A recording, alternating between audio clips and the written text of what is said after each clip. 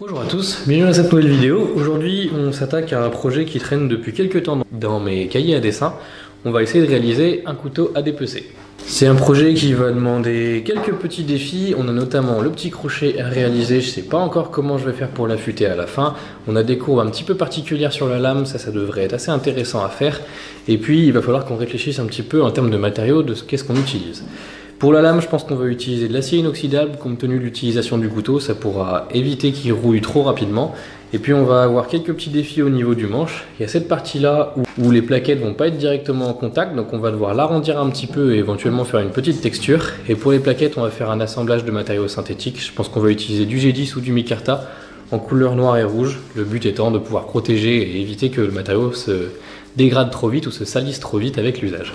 Allez, c'est parti!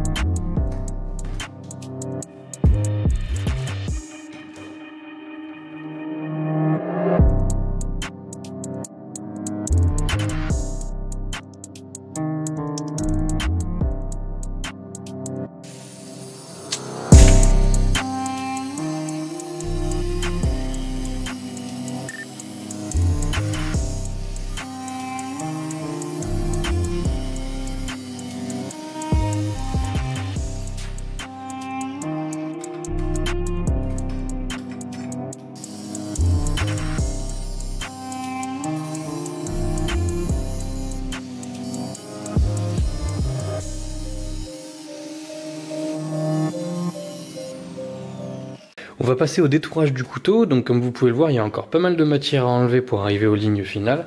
Pour cette étape-là, il faut utiliser une bande qui soit assez agressive. Ici, en l'occurrence, c'est une VSM XK870X en grain 24, donc ça enlève pas mal de matière. Pour ce genre d'étape, faut pas utiliser des bandes neuves parce qu'en fait ça va les user beaucoup trop vite. Donc la plupart du temps, j'utilise ces bandes-là pour faire des émoutures ou du moins les premières étapes d'émouture. Et quand elles commencent à vieillir, je fais un roulement et ça me permet de travailler sur les profils.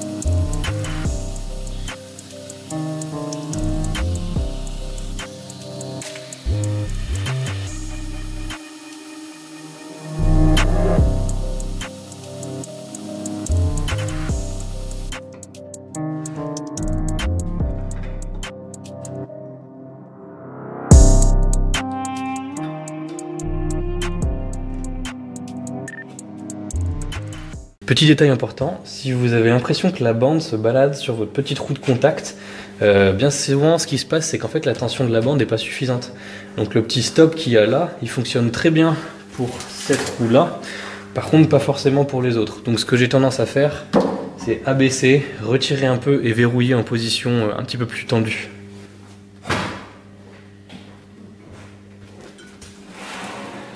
Et là normalement la bande elle bouge moins.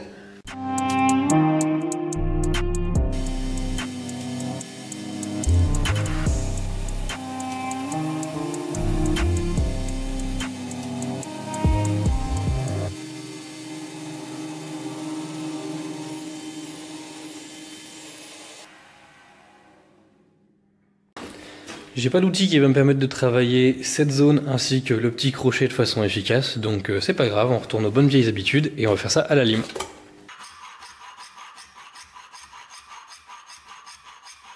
Une petite astuce pour réduire les cris, parfois en serrant avec du cuir ou en utilisant un soutien sur une partie qui reste mobile, ça permet d'atténuer un petit peu les cris de la lime.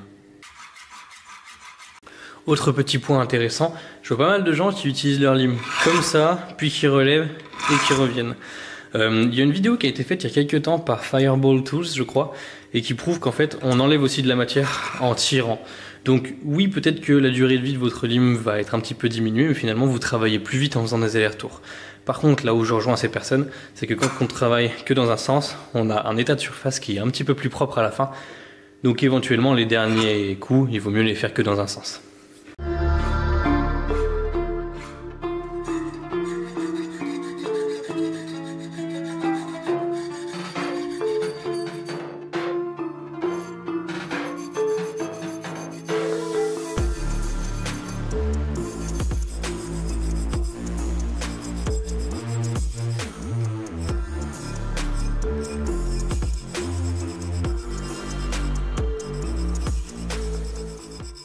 Bon, l'essentiel du travail à la lime est terminé, maintenant on va passer au papier de verre pour pouvoir nettoyer un petit peu tout ça et se faciliter le travail avant la trempe. Ce petit crochet là, il me semble que c'est très important de faire en sorte que ce soit arrondi. Je vois pas mal d'exemples où c'est pointu et je crois que justement ça défie l'utilisation première du petit crochet. Il me semble que le but c'est de pouvoir sectionner uniquement là et garder une zone propre ou du moins, comment dire, sécurisé pour pas couper autre chose. Donc si on a un petit crochet là, ça peut abîmer le reste. C'est pas vraiment mon domaine de compétence, mais il me semble qu'il vaut mieux que ce soit arrondi.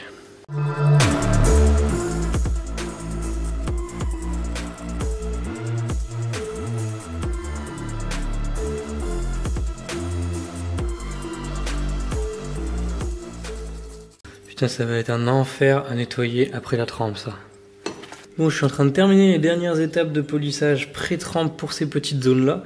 Ce qui m'embête un peu, c'est que je vais probablement devoir y revenir pour le crochet parce que je vais faire une petite émouture ici. Donc bon, on verra après.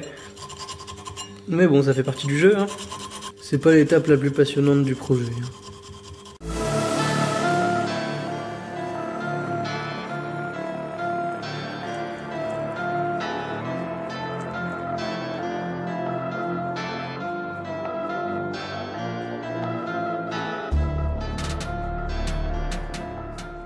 Le profil est terminé, tout est pas trop mal en termes de finition, au moins en état de pré-trempe. On a plutôt un bon confort, hein, le couteau il tient bien dans la main, donc ça va être pas mal du tout. Maintenant on va passer à la réalisation des trous pour pouvoir fixer nos plaquettes, et puis ensuite on pourra s'attaquer aux émoutures.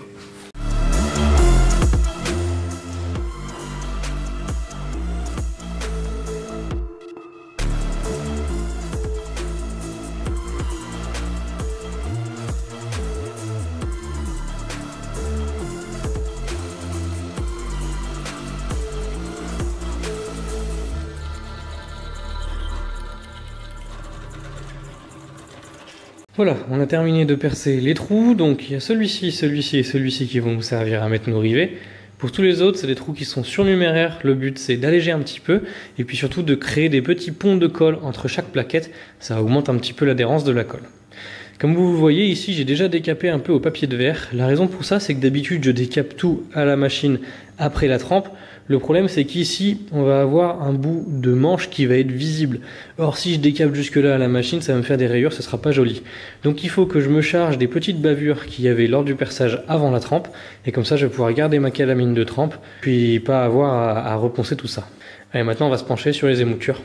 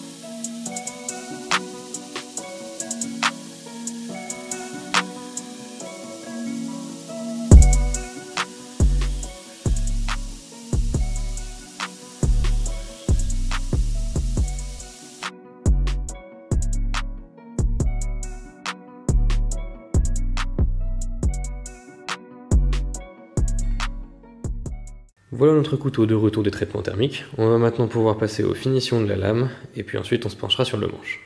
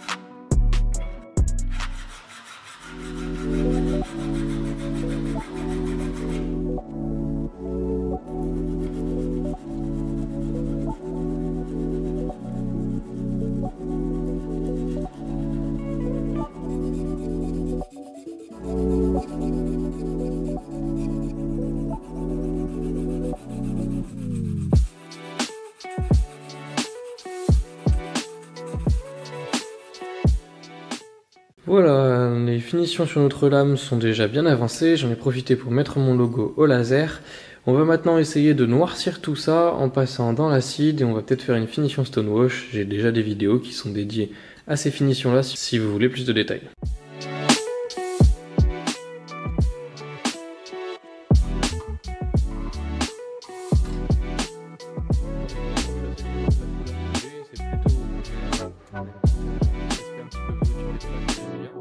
Pour faire de stonewash, on va rester comme ça, je vais juste me repencher sur le petit crochet pour pouvoir terminer de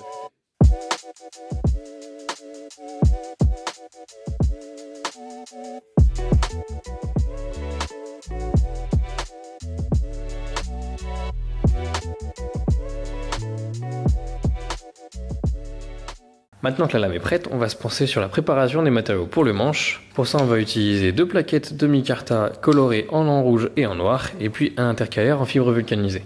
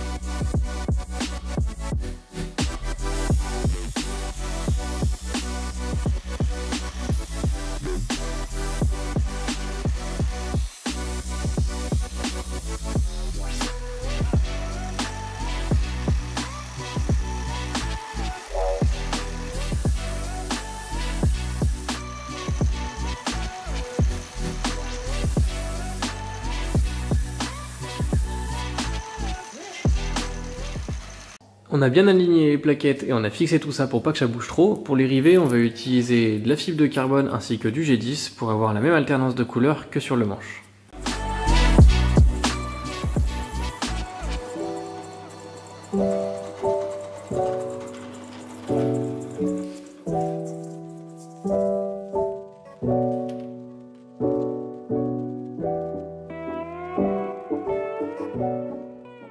Comme je vous l'ai dit en début de vidéo, on va pas suivre exactement le profil de la lame pour cette partie, on va le décaler un petit peu pour avoir quelque chose d'un petit peu plus esthétique.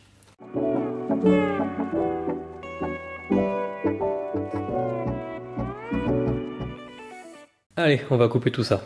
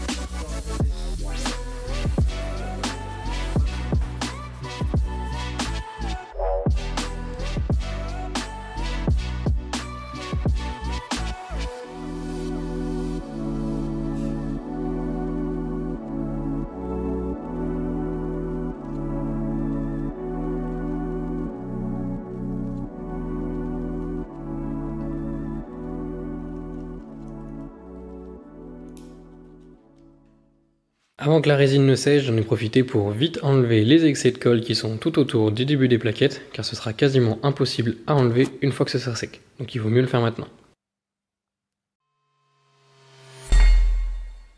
Allez, on va mettre tout ça à fleur et terminer de façonner une manche.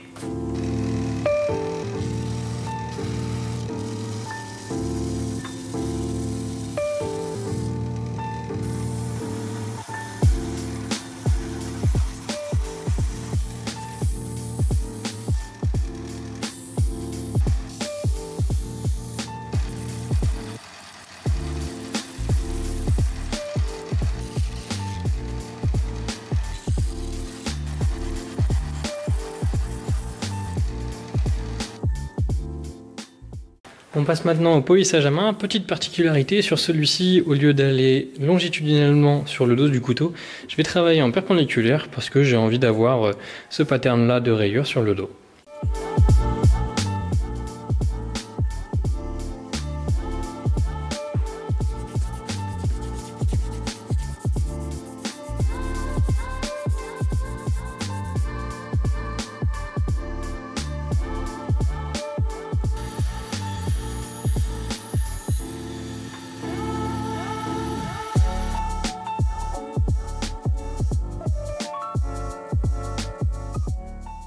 Et voilà, notre couteau à dépecer est terminé. C'était un super projet sur lequel j'ai pu expérimenter pas mal de choses, qui m'a posé quelques difficultés et c'était vraiment sympa de devoir se creuser la tête pour pouvoir les résoudre. Au final, je trouve que esthétiquement le couteau est une grande réussite. On a une très belle alternance de couleurs entre le noir et le rouge. Tout ça c'est sublimé par les intercalaires ainsi que le petit guillochage que j'ai fait, qui rappelle encore une fois cette alternance. Côté finition de la lame, j'aime beaucoup la finition grise qu'on a eue sur les émoutures ainsi que sur le dos, et au final les plats laissés bruts et un petit peu décapés par le passage à l'acide donnent un petit côté brut que j'aime beaucoup. On a une très bonne prise en main et un bon confort, surtout sur la petite partie qu'on a laissée visible dans le manche et qu'on a bien fait de terminer avant la trempe pour avoir aussi un joli état de surface. Voilà, il restera donc plus qu'à réaliser un étui pour ce couteau. Vous retrouverez la réalisation de celui-ci sur mon autre chaîne. En attendant, je vous dis à la prochaine dans une future vidéo. Et d'ici là, portez-vous bien. Salut!